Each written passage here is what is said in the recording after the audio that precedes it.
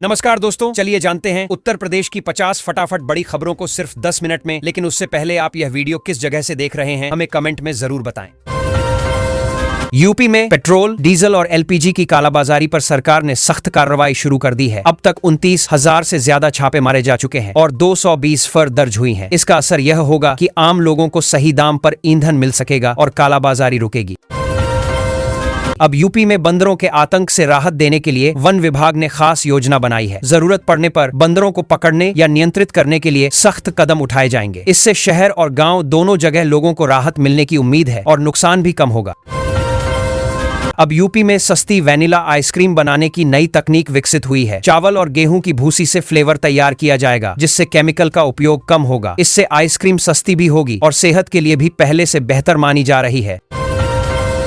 UP में home guard भर्ती के लिए एग्जाम सिटी स्लिप जारी कर दी गई है। जिन उम्मीदवारों ने आवेदन किया था वे अपनी परीक्षा शहर की जानकारी चेक कर सकते हैं। परीक्षा 25 अप्रैल से शुरू होगी, इसलिए अब तैयारी को अंतिम रूप देने का समय आ गया है। अब सरकार की डेयरी सेक्टर को बढ़ावा देने वाली योजना के तहत करीब 5,000 करोड़ रुपए के निवेश प्रस्ताव मिले हैं। इससे दूध उत्पादन बढ़ेगा, किसानों की आमदनी में सुधार होगा और रोजगार के नए अवसर भी बनेंगे, जिससे प्रदेश की अर्थव्यवस्था को मजबूती मिलेगी। यूपी में सहायक प्रोफेसर भर्ती परीक्षा की पूरी तैयारी कर ली गई है। परीक्षा जल्द आयोजित की जाएगी, जिससे लंबे समय से इंतजार कर रहे उम्मीदवारों को राहत मिलेगी। यह भर्ती उच्च शिक्षा संस्थानों में शिक्षकों की कमी को भी दूर करने में मदद करेगी। प्रीपेड स्मार्ट मीटर को लेकर सरकार ने साफ कर दिया है कि इसे पोस्टपेड में बदलने का कोई आदेश नहीं है, यानी उपभोक्ताओं को पहले की तरह ही रिचार्ज करना होगा। इससे बिजली खर्च पर नियंत्रण बना रहेगा और बिलिंग में पारदर्शिता भी बनी रहेगी।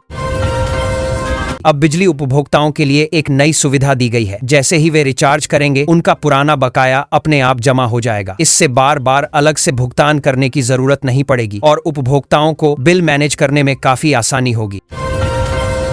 अब जीएसटी के नाम पर एक स्टेशनरी फर्म ने पंचायतों को लाखों रुपए का चूना लगा दिया। अब इस मामले में पंचायत सचिव भी जांच के दायरे में आ गए हैं। जांच जारी है और दोषियों के खिलाफ कड़ी कार्रवाई की तैयारी की जा रही है। नोएडा विवाद के बाद अब मजदूरी दरों में बदलाव किया गया है। नई दरें 3 अलग अलग श्रेणियों में तय की गई हैं। इससे मजदूरों को उनके काम के अनुसार सही भुगतान मिलेगा और श्रमिकों के बीच संतुलन भी बना रहेगा। अब यूपी में ध्वनि प्रदूषण पर सख्ती काफी बढ़ा दी गई है। अगर कोई व्यक्ति बाइक या गाड़ी में मॉडिफाइड साइलेंसर या प्रेशर हॉर्न इस्तेमाल करता पकड़ा गया तो उसकी आरसी रद्द कर दी जाएगी और ड्राइविंग लाइसेंस भी अमान्य हो सकता है। $RCDSS, इसलिए अब सावधानी रखना जरूरी है। यूपी में भीषण गर्मी का असर लगातार बढ़ता जा रहा है। बनारस और बांदा जैसे शहरों में रात का तापमान भी काफी ज्यादा दर्ज किया गया है, जिससे लोगों को रात में भी राहत नहीं मिल रही और स्वास्थ्य पर भी इसका असर पड़ रहा है।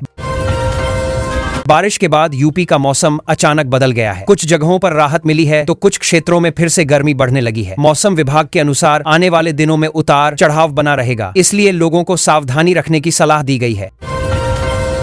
स्मार्ट मीटर को लेकर उठे विवाद के बाद पावर कॉर्पोरेशन ने 4 सदस्यीय कमेटी गठित की है। यह कमेटी 10 दिनों के भीतर अपनी रिपोर्ट देगी, जिसके बाद आगे की कार्रवाई तय होगी। इससे उपभोक्ताओं की समस्याओं का समाधान निकलने की उम्मीद है। मथुरा वृंदावन में हाल ही के हादसे के बाद नाव और मोटरबोट के रजिस्ट्रेशन नियम बदल दिए गए हैं। अब दोनों के लिए अलग अलग व्यवस्था होगी, जिससे सुरक्षा बेहतर होगी और भविष्य में ऐसे हादसों को रोका जा सकेगा। पश्चिमी यूपी में बारिश होने के बाद मौसम में बदलाव आया है, लेकिन आगरा और लखनऊ जैसे शहरों में लू चलने की चेतावनी जारी की गई है। इसके साथ उमस भी बढ़ेगी, जिससे लोगों को दोहरी परेशानी का सामना करना पड़ सकता है। नारी शक्ति वंदन अधिनियम को लेकर अब राजनीति तेज हो गई है। बीजेपी पूरे यूपी में विरोध प्रदर्शन करेगी और विपक्ष को घेरने की तैयारी कर रही है। इससे आने वाले दिनों में प्रदेश की राजनीति और गर्मा सकती है। यूपी बीजेपी में बड़े बदलाव की अटकलें तेज हो गई हैं। पंकज चौधरी ने प्रधानमंत्री से मुलाकात कर प्रदेश के कई मुद्दों पर चर्चा की है। इससे संगठन में बदलाव की संभावनाएं और भी मजबूत मानी जा रही हैं। वाराणसी में तेज गर्मी को देखते हुए स्कूलों का समय बदल दिया गया है। अब स्कूल सुबह 7:30 बजे से दोपहर 1 बजे तक चलेंगे। इससे बच्चों को गर्मी से राहत मिलेगी और उनकी पढ़ाई भी बिना ज्यादा परेशानी के जारी रह सकेगी। पीलीभीत के जंगलों में एक खास जानवर देखा गया है, जिसे जंगल का माली कहा जाता है। यह अपने खाने के तरीके से बीज फैलाता है, जिससे नए पेड़ उगते हैं। वैज्ञानिक इसे पर्यावरण के लिए बहुत अहम मान रहे हैं। गाजियाबाद समेत कई जिलों में 1912 हेल्पलाइन खुद समस्या बन गई है। शिकायतें गलत जय के पास ट्रांसफर हो रही हैं, जिससे समाधान में देरी हो रही है। अब इस सिस्टम को सुधारने के लिए कदम उठाए जा रहे हैं। रेलवे अब एक नया प्लान बना रहा है, जिसके तहत ट्रेनों के लिए अलग हाईवे जैसे ट्रैक बनाए जाएंगे। इससे ट्रेनें बिना रुके तेजी से चल सकेंगी और यात्रियों का समय भी बचेगा, जिससे यात्रा पहले से ज्यादा सुविधाजनक हो जाएगी। पेट्रोल, डीजल और एलपीजी की कालाबाजारी को लेकर सरकार ने इस बार बहुत सख्त रुख अपनाया है। समझिए, पूरे प्रदेश में एक साथ बड़ी कार्रवाई चली। 29,000 से ज्यादा जगहों पर छापेमारी हुई, जिससे गड़बड़ी करने वालों में हड़कंप मच गया और आम लोगों को राहत मिलने की उम्मीद बढ़ी है। लखनऊ में गैस एजेंसी का मामला सुनकर आप भी चौंक जाएंगे। यहां जांच के दौरान 661 सिलेंडर कम पाए गए। टीम भी देखकर हैरान रह गई कि इतना बड़ा हेरफेर कैसे हुआ। अब संचालक के खिलाफ मुकदमा दर्ज कर दिया गया है और आगे सख्त कार्रवाई की तैयारी चल रही है। अब जरा अच्छी खबर समझिए, सरकार ने डेयरी सेक्टर में बड़ा कदम उठाया है, जिससे रोजगार के मौके बढ़ेंगे। करीब 5,000 करोड़ रुपए के करार के जरिए 13,000 से ज्यादा लोगों को काम मिलेगा। जो लोग खुद का काम शुरू करना चाहते हैं, उनके लिए यह योजना काफी फायदेमंद साबित हो सकती है। गैस एजेंसी में गड़बड़ी का एक और मामला सामने आया है, जहां 661 सिलेंडर कम मिले। जांच के बाद अधिकारियों ने इसे गंभीर लापरवाही माना और तुरंत कार्रवाई करते हुए संचालक पर केस दर्ज किया गया। अब पूरी जांच की जा रही है ताकि असली वजह सामने आ सके। अगर आप शिक्षा क्षेत्र से जुड़े हैं तो यह खबर काम की है। यूपी में सहायक आचार्य भर्ती परीक्षा कल से शुरू हो रही है। 6 शहरों में 53 केंद्र बनाए गए हैं और नकल रोकने के लिए इस बार कड़े इंतजाम किए गए हैं। आचार्य भर्ती परीक्षा कल से शुरू हो रही है, ताकि परीक्षा पूरी तरह निष्पक्ष हो सके। खेल के क्षेत्र से भी एक अच्छी खबर आई है, जहां हरमनंत और पार्थ ने शानदार प्रदर्शन करते हुए सर्वश्रेष्ठ टीम का पुरस्कार अपने नाम किया। दोनों की मेहनत और तालमेल की खूब सराहना हो रही है, जिससे बाकी खिलाड़ियों को भी आगे बेहतर करने की प्रेरणा मिल रही है। अयोध्या में रामलला के दर्शन के समय में आज से बदलाव किया गया है, ताकि श्रद्धालुओं को ज्यादा सुविधा मिल सके। सुबह और शाम के स्लॉट को संतुलित किया गया है, जिससे भीड़ कम हो और हर व्यक्ति आराम से दर्शन कर सके। प्रशासन ने व्यवस्था को और बेहतर बनाने के निर्देश दिए हैं। प्रदेश में किसानों के लिए नई सिंचाई योजना को मंजूरी मिल गई है, जिससे खेतों तक पानी पहुंचाना आसान होगा। इस योजना के तहत आधुनिक तकनीक और पाइपलाइन सिस्टम का इस्तेमाल किया जाएगा। सरकार का मानना है कि इससे खेती की लागत घटेगी और उत्पादन में अच्छी बढ़ोतरी देखने को मिलेगी। महिला सशक्तिकरण को मजबूत बनाने के लिए मिशन शक्ति का अगला चरण आज से शुरू कर दिया गया है। इसमें महिलाओं की सुरक्षा, रोजगार और आत्मनिर्भरता पर खास ध्यान दिया जाएगा। प्रशासनिक स्तर पर भी निगरानी बढ़ाई गई है, ताकि योजना का लाभ सही लोगों तक पहुंचे और बेहतर परिणाम सामने आए। प्रदेश में सोलर पैनल लगाने पर नई सब्सिडी सीमा तय कर दी गई है, जिससे ज्यादा से ज्यादा लोग सौर ऊर्जा की ओर बढ़ें। सरकार चाहती है कि बिजली की बचत हो और पर्यावरण भी सुरक्षित रहे। नई नीति के तहत आवेदन प्रक्रिया को भी आसान बनाया गया है, ताकि आम लोगों को दिक्कत न हो। प्राइमरी स्कूलों में पढ़ने वाले बच्चों को अब नई डिजिटल किट देने की योजना लागू की जा रही है। इसमें टैबलेट और स्मार्ट लर्निंग सामग्री शामिल होगी, जिससे बच्चों की पढ़ाई और भी रोचक बनेगी। सरकार का उद्देश्य है कि गांवों तक भी आधुनिक शिक्षा की सुविधा आसानी से पहुंच सके। मिर्जापुर में विंध्य कॉरिडोर का निर्माण कार्य अंतिम चरण में पहुंच गया है, जिससे धार्मिक पर्यटन को बड़ा बढ़ावा मिलेगा। प्रशासन का कहना है कि इससे स्थानीय व्यापार बढ़ेगा और लोगों को रोजगार के नए अवसर मिलेंगे, जिससे क्षेत्र का समग्र विकास तेजी से आगे बढ़ेगा। यूपी पुलिस भर्ती प्रक्रिया अब अगले चरण में पहुंच गई है, जिससे युवाओं में उत्साह का माहौल बना हुआ है। सरकार पारदर्शिता के साथ पूरी प्रक्रिया पूरी करने पर जोर दे रही है, ताकि योग्य उम्मीदवारों को सही अवसर मिल सके और पुलिस बल को मजबूत बनाया जा सके। प्रदेश में बिजली की मांग बढ़ने के चलते कंट्रोल रूम को सक्रिय कर दिया गया है, ताकि सप्लाई में कोई बाधा न आए। अधिकारियों का कहना है कि हर स्थिति पर नजर रखी जा रही है और किसी भी समस्या का तुरंत समाधान किया जाएगा, जिससे लोगों को परेशानी का सामना न करना पड़े। लखनऊ चिड़ियाघर में नए जानवरों को लाने की तैयारी चल रही है, जिससे दर्शकों को कुछ नया देखने को मिलेगा। इससे चिड़ियाघर की लोकप्रियता बढ़ेगी और खासकर बच्चों के लिए यह जगह और आकर्षक बनेगी, जहां वे सीखने के साथ मनोरंजन भी कर सकेंगे। प्रदेश के गांवों में 5G नेटवर्क विस्तार के लिए नई टावर पॉलिसी लागू की गई है, जिससे इंटरनेट सुविधा मजबूत होगी। इससे ऑनलाइन शिक्षा, डिजिटल सेवाएं और रोजगार के अवसर बढ़ेंगे और गांवों को शहरों के बराबर लाने की दिशा में यह एक महत्वपूर्ण कदम माना जा रहा है। खेलो इंडिया योजना के तहत प्रदेश के 5 शहरों में नए स्टेडियम बनाने की तैयारी की जा रही है, जिससे खिलाड़ियों को आधुनिक प्रशिक्षण मिलेगा। सरकार का लक्ष्य है कि ज्यादा से ज्यादा युवा खेलों में आगे आएं और राष्ट्रीय तथा अंतर्राष्ट्रीय स्तर पर प्रदेश का नाम रोशन करें। सरकारी अस्पतालों में ओपीडी का समय बढ़ा दिया गया है ताकि मरीजों को ज्यादा समय तक इलाज मिल सके। इससे भीड़ कम होगी और लोगों को आसानी से डॉक्टर से सलाह मिल पाएगी, जिससे स्वास्थ्य सेवाओं की गुणवत्ता में सुधार देखने को मिलेगा और मरीजों को राहत मिलेगी। जेवर एयरपोर्ट के रनवे का ट्रायल सफल रहा है, जिससे इस परियोजना को नई गति मिली है। इससे आने वाले समय में हवाई यात्रा और सुगम होगी और क्षेत्र में व्यापार तथा रोजगार के अवसर बढ़ेंगे, जिससे आसपास के इलाकों का तेजी से विकास होने की उम्मीद है। चित्रकूट में जल संरक्षण के लिए चेक डैम बनाने का काम शुरू कर दिया गया है, जिससे पानी की समस्या कम होगी। इससे किसानों को सिंचाई में मदद मिलेगी और भूजल स्तर में सुधार आएगा, जिससे क्षेत्र में खेती और जीवन दोनों को स्थिरता मिलने की उम्मीद जताई जा रही है। आजमगढ़ में नए विश्वविद्यालय के लिए बजट जारी किया गया है, जिससे शिक्षा के क्षेत्र में बड़ा बदलाव आएगा। इससे स्थानीय छात्रों को बाहर जाने की जरूरत नहीं पड़ेगी और उन्हें बेहतर सुविधाएं अपने ही जिले में मिलेंगी, जिससे शिक्षा का स्तर और ऊंचा होगा। कुशीनगर में अंतर्राष्ट्रीय बौद्ध सम्मेलन की तैयारियां तेजी से की जा रही हैं, जिससे दुनिया भर के पर्यटक यहां पहुंचेंगे। इससे पर्यटन और व्यापार को बढ़ावा मिलेगा और स्थानीय लोगों को रोजगार के नए अवसर मिलेंगे, जिससे क्षेत्र की अर्थव्यवस्था मजबूत होगी। देवरिया में नए फूड प्रोसेसिंग यूनिट का शिलान्यास किया गया है, जिससे किसानों को अपनी उपज का बेहतर मूल्य मिलेगा। इससे रोजगार के अवसर भी बढ़ेंगे और स्थानीय स्तर पर उद्योग को बढ़ावा मिलेगा, जिससे क्षेत्र का आर्थिक विकास तेजी से आगे बढ़ेगा। क्राफ्टवार हार्बर सुल्तानपुर में पूर्वांचल एक्सप्रेसवे के किनारे नए ढाबे खोलने की योजना बनाई जा रही है, जिससे यात्रियों को बेहतर सुविधा मिलेगी। इससे स्थानीय व्यापारियों को रोजगार मिलेगा और यात्रा के दौरान लोगों को आरामदायक ठहराव की सुविधा भी आसानी से मिलने सकेगी।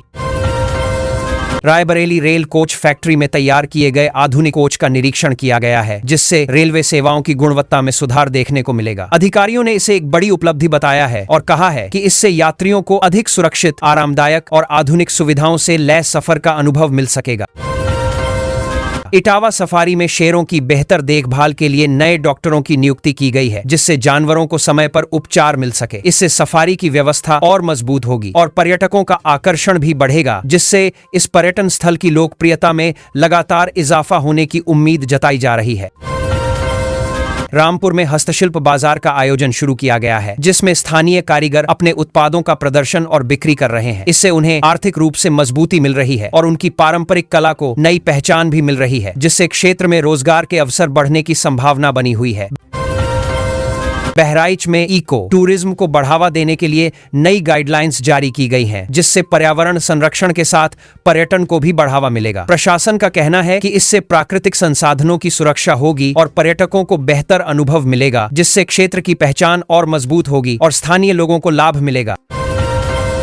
लखनऊ में मेट्रो के नए रूट का सर्वे आज से शुरू किया जा रहा है, जिससे शहर में यात्रा और भी आसान होगी। अधिकारियों ने बताया कि नए रूट से ट्रैफिक कम होगा और लोगों को समय की बचत मिलेगी। यह प्रोजेक्ट शहर के विकास को नई दिशा देने वाला माना जा रहा है।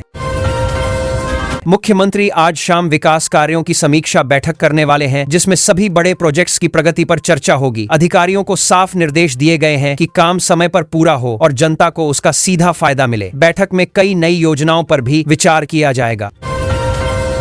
वाराणसी के घाटों पर इन दिनों पर्यटकों की भारी भीड़ देखने को मिल रही है, जिससे स्थानीय व्यापार में भी काफी बढ़ोतरी हुई है। पर्यटन विभाग ने नए आंकड़े जारी करते हुए बताया कि इस बार पिछले साल के मुकाबले ज्यादा लोग यहां पहुंचे हैं और व्यवस्था को बेहतर बनाया गया है। कानपुर में गंगा सफाई के लिए नई तकनीक का परीक्षण शुरू किया गया है, जिससे नदी को साफ रखने में मदद मिलेगी। विशेषज्ञों का मानना है कि यह तरीका पहले से ज्यादा प्रभावी होगा और गंदगी को तेजी से हटाया जा सकेगा। अगर सफल रहा तो इसे अन्य शहरों में भी लागू किया जाएगा। यूपी बोर्ड के नतीजों की तैयारी पूरी कर ली गई है और जल्द ही तारीख का ऐलान होने की संभावना है। छात्रों और अभिभावकों में काफी उत्सुकता बनी हुई है। इस बार रिजल्ट को ऑनलाइन देखने की व्यवस्था और भी बेहतर की गई है, ताकि किसी को परेशानी न हो। नोएडा और ग्रेटर नोएडा के बीच नई बस सेवा शुरू कर दी गई है, जिससे रोजाना यात्रा करने वालों को काफी राहत मिलेगी। इस सेवा से समय की बचत होगी और निजी वाहनों पर निर्भरता भी कम होगी। सरकार का उद्देश्य है कि पब्लिक ट्रांसपोर्ट को मजबूत बनाया जाए। गोरखपुर के खाद कारखाने ने उत्पादन का नया रिकॉर्ड बनाया है, जिससे क्षेत्र में औद्योगिक विकास को बढ़ावा मिला है। अधिकारियों का कहना है कि इससे किसानों को भी फायदा होगा, क्योंकि खाद की उपलब्धता बढ़ेगी। यह उपलब्धि प्रदेश के लिए एक बड़ी सफलता मानी जा रही है। मेरठ में खेल विश्वविद्यालय के निर्माण कार्य को तेज करने के निर्देश दिए गए हैं, ताकि खिलाड़ियों और छात्रों को आधुनिक सुविधाएं जल्द मिल सकें। सरकार का मानना है कि इससे खेल प्रतिभाओं को बेहतर मंच मिलेगा और प्रदेश राष्ट्रीय स्तर पर अपनी मजबूत पहचान बना सकेगा और युवाओं का भविष्य और उज्जवल होगा। प्रयागराज में कुंभ मेले की तैयारियों के लिए नया बजट जारी किया गया है, जिससे व्यवस्थाओं को और मजबूत बनाया जा सके। प्रशासन पूरी कोशिश कर रहा है कि आने वाले श्रद्धालुओं को किसी भी तरह की परेशानी न हो और आयोजन भव्य, सुरक्षित और व्यवस्थित तरीके से संपन्न हो सके।